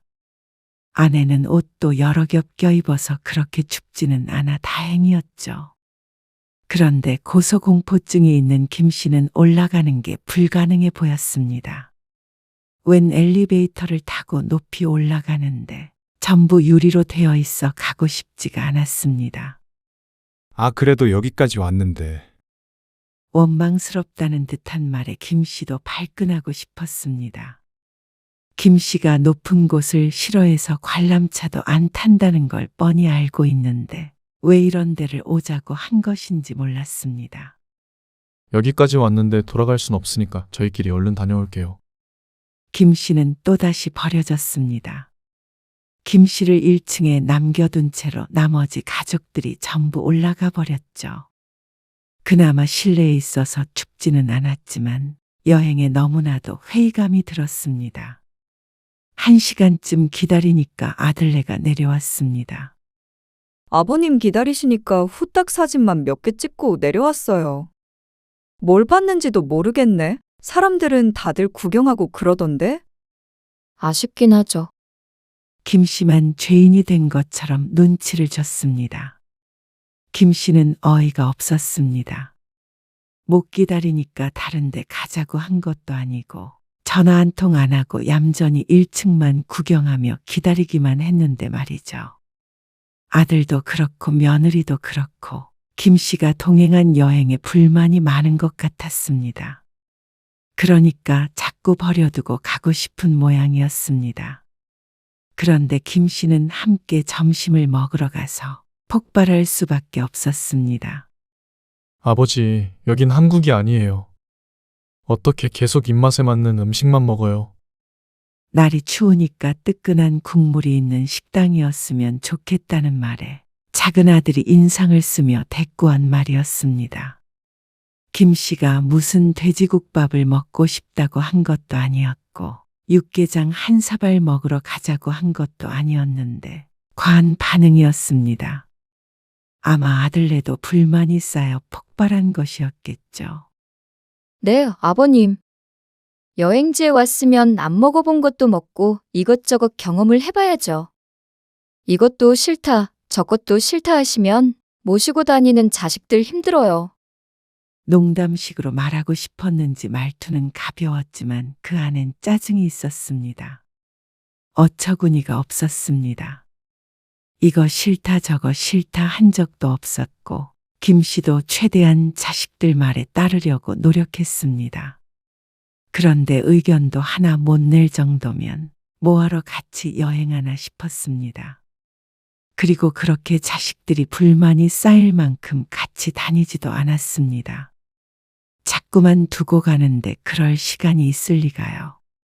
물론 김 씨도 알게 모르게 투덜거렸을 수도 있었습니다. 날도 추웠고 높은 곳도 싫어하기에 자식들이 보기엔 김 씨가 까탈스럽게 군다고 여겼을 수도 있었죠. 그런데 이 정도는 자식도 이해해 줄 수 있는 문제 아닌가 싶었습니다. 뭐가 그렇게 못마땅한지 몰라도 김 씨도 힘들었습니다. 나이 들어 해외를 여행한다는 것은 유연한 젊은이들과는 조금 달랐습니다. 그래도 노력 중이었죠. 하지만 그런 김 씨를 외면하고 타박만 하는 자식들. 그 와중에 결제는 김 씨의 카드로 잘만 했습니다. 김 씨에게 불만은 있어도 김 씨의 돈엔 불만이 없는 모양이었죠. 비행기표 끊어라. 네? 나 지금 한국 돌아갈 테니까 얼른 비행기표 예약하라고. 그게 무슨 말씀이세요? 그 카드도 이리 내. 아버지 카드요? 그래. 어서 내놓지 못해. 김 씨의 말에 아들이 얼떨결에 김 씨의 카드를 돌려주었습니다. 아버지, 당장 비행기표 끊어라. 이 여행 난 더는 못하니까. 왜 그러시는데요? 왜 그러냐고. 그걸 몰라서 그래. 지금 내가 뭐 때문에 1,000만 원 넘게 들여가면서 너희랑 같이 여행 온 거냐? 내 생일이라고 여행 오자고 했던 거 아니냐? 그렇죠. 근데 이게 뭐야? 이래서 혼자 있어라, 저래서 혼자 있어라. 여기 와서 뭘 한 것 같지도 않다? 그건 아버지가 춥다고 그러시고 높은 데도 싫다고 그러시고. 그러면 너희가 내 생일 기념으로 여행을 온 거면 적어도 나도 같이 즐길 수 있는 스케줄로 짰어야지. 내 카드만 쓸 줄 알지 배려가 전혀 없잖아. 이럴 거면 뭐하러 같이 온 거야? 공짜 여행하려고. 아니요, 그건 아니죠. 하나도 즐겁지도 않고 뜨끈한 국물 있는 음식 먹자고 말 한마디 하는데 그렇게 죽자고 달려드는데 내가 이 여행을 계속하고 싶겠어. 아버지, 죄송해요. 안 그럴게요. 이틀만 더 있으면 되는데 어떻게 지금 돌아가요? 비행기표도 없을 거고 호텔 값은요. 아깝잖아요. 하나도 안 아깝다. 남은 여행 동안 이렇게 있을 거 생각하면 그깟 돈 좀 날리고 집에 가는 게 나아. 아버님, 저희는 그런 뜻이 아니었어요. 죄송해요. 네, 아버님. 기분 푸세요. 앞으로는 이런 일 없을 거예요. 김 씨는 대답하지 않았습니다. 당장 돌아가는 게 무리라는 건 알았습니다. 그런데 전처럼 카드도 내주고 자식들 눈치 보면서 끌려다니는 여행은 하고 싶지가 않았습니다. 김 씨가 별말 없이 자식들 말에 따르고 모든 걸 자식 위주로 생각했더니 자식들이 그런 김 씨를 배려하는 게 아니라 무시하고 있는 것 같았습니다. 그렇다면 김 씨도 자식들을 배려할 필요가 없었습니다. 그 뒤부터는 김 씨는 아들에게 카드를 주지 않았습니다. 내가 먹기 싫은 게 있으면 억지로 먹지 않았고, 가기 싫은 곳이 있으면 싫다고 말했습니다. 그러니까 오히려 자식들이 김 씨의 눈치를 보며 더 잘했습니다. 밥값도 자식들끼리 모아서 냈고, 김 씨의 의견을 물었습니다. 그렇게 남은 여행을 마쳤죠. 하지만 그런다고 한들 김 씨의 마음이 풀린 것은 아니었습니다. 이번 여행에서 얻은 교훈이 있었습니다.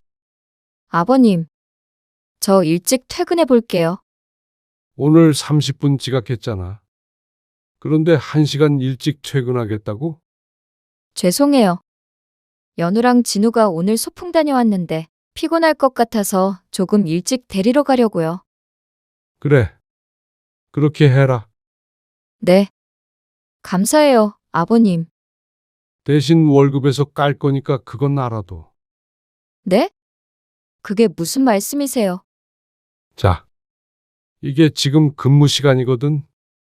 어제도 20분 늦었고 그저께도 30분 늦게 왔어. 퇴근은 10분, 20분씩 일찍 했고. 이거 다 환산해가지고 월급에서 다 차감할 거야. 아버님, 가족끼리 왜 그렇게까지 하셔요? 몇십 분 정도는 좀 봐주실 수도 있지. 며느리가 서운하다는 듯이 말했습니다. 하지만 그간 이런저런 사정을 봐줘가며 일했더니 며느리는 더욱 게을러졌습니다. 이 일을 시부를 우습게 봤거나 둘 중 하나겠죠. 뭐든지 배려한다고 능사가 아니었습니다. 그리고 다음 달부터는 원래 주던 월급으로 줄 거다. 그동안엔 보너스 개념으로 좀 더 넉넉히 넣어줬었는데 굳이 그럴 필요가 없었습니다. 그럴 거면 차라리 더 빠릿빠릿한 대학생 알바생을 쓰는 게 나았습니다. 이리저리 어떻게 하면 일을 덜할까 궁리하는 며느리보다는 말이죠. 그러자 며느리는 할 말을 잃은 듯 했습니다. 김 씨는 신경 쓰지 않았습니다. 그게 싫다면 다른 일을 알아보면 됐습니다. 남들과 똑같이 대접받는 게 싫다면 말이죠. 며느리는 결국 시간을 채우고 집에 갔습니다. 그리고 다음 날 큰 며느리가 또다시 친구들을 데리고 카페에 왔습니다. 32,500원. 네? 결제해야지. 아, 여자 셋이 와서 케이크 종류까지 시켰으면서 결제할 생각을 하지 않는 며느리. 그걸 가만히 뒀더니 그게 자신의 권리인 줄 아는 모양이었습니다. 김 씨는 끝까지 며느리를 쳐다보았습니다. 그러자 며느리가 마지못해 결제를 했습니다. 아마 다음부터는 김 씨의 카페로 오지 않을 수도 있었습니다. 돈을 내야 한다면 굳이 이곳으로 올 필요도 없겠죠. 이렇게 보니까 김 씨도 참 바보같이 굴었던 것 같았습니다. 호의가 계속되면 권리인 줄 안다는 게 딱 김 씨의 가족을 뜻하는 말이었습니다. 생각 같아서는 여행 갔던 비용을 전부 청구하고 싶지만 그건 김 씨가 내기로 약속하고 간 거라 그렇게 쪼잔한 짓은 하지 않았습니다. 하지만 앞으로는 또 다른 이야기였습니다. 이제는 김 씨는 자식들을 위해 한 푼도 손해보지 않을 예정이었습니다. 이런 자잘한 부분에 있어서도 김 씨의 재산에 있어서도 말이죠. 어느 날 김 씨는 자식들을 불렀습니다. 유언장을 보여주기 위해서였습니다. 여행에서 돌아온 날부터 천천히 준비한 것이었습니다. 이게 뭐예요?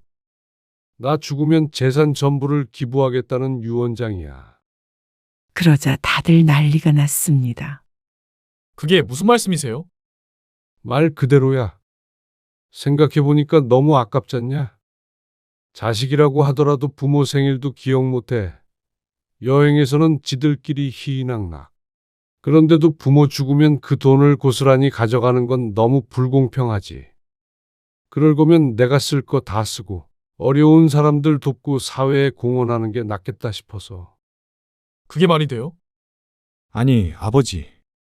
법을 잘 몰라서 그러시는 것 같은데. 그렇게 하더라도 저희가 상속자라서 유류분 청구하면 다 받을 수 있어요. 너야말로 법을 잘 모르나 본데. 전부 받을 순 없지. 그 절반밖에 못 받는 거 모르냐? 그러자 아들들이 꿀먹은 벙어리가 되었습니다.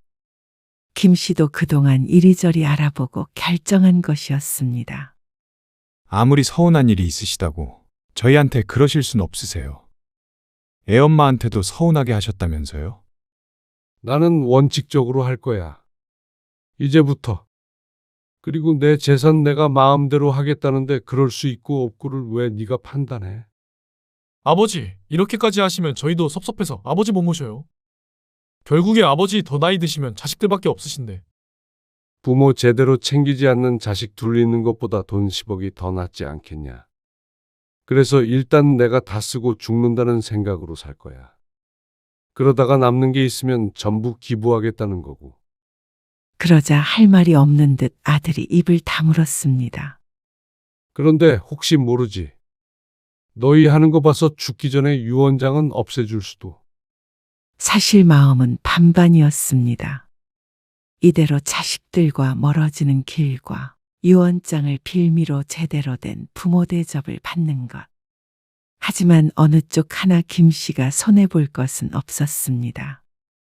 모든 것이 김 씨의 손에 달렸으니 말이죠.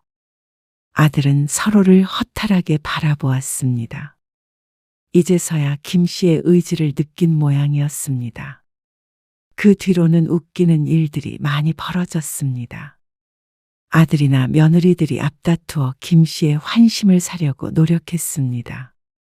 아버지, 주말에 같이 식사하세요. 괜찮은 장어집이 있는데 아버지 몸보신 하셔야죠. 장어? 네. 송철이도 주말에 맛있는 거 사주겠다고 그러더니 갑자기 왜 그러냐? 지들 부탁할 게 없으면 생전 살갑게 전화 한 번 안 하더니 자식들이 갑자기 달라졌죠. 며느리들도 마찬가지였습니다. 작은 며느리는 갑자기 출근 시간을 30분 앞당겼고 큰 며느리는 지인들을 데리고 와서 매출을 올려주겠다고 했죠. 그런 변화가 달가우면서도 달갑지 않았습니다. 조금 씁쓸하기도 했습니다. 물질적인 조건이 아니면 부모란 존재가 자식에게 어떤 위치인가를 더욱 명확하게 깨닫게 되었습니다. 하지만 자식에게 무시당하는 것보다 돈 때문에라도 대접받는 게 나았습니다. 어떻게 보면 자식을 위협할 수 있는 재산이 이만큼이라도 있는 게 다행이라고 생각했습니다. 그게 아니었다면 지금쯤 전세는 서로 반대가 되었을 테니 말이죠. 아버지, 여름 휴가에 다 같이 놀러 가는 게 어떠세요? 아, 물론 비용은 저희들끼리 반반씩 내기로 했어요. 어느 날 아들이 물었습니다. 그래서 김 씨가 대답했습니다. 올해 나는 친구들이랑 중국 여행 가기로 했다. 너희는 너희끼리 놀아. 아, 그러세요? 김 씨는 자식들에게 의지하지 않기로 했습니다. 자식들이 잘하겠다고 하면 말리진 않겠지만 김 씨가 우선 자식들에게서 정서적으로 독립을 해야 했습니다. 그래야 나중에 서러울 일이 없을 것 같았습니다. 그리고 그렇게 마음먹으니까 김 씨는 더 이상 자식들 눈치를 안 볼 수 있었습니다. 자식들도 그러니까 더욱 잘하려고 부모 눈치를 받고 말이죠. 자식을 사랑하는 방법도 부모를 공경하는 방법도 결국은 적당한 거리를 유지하는 것이었습니다.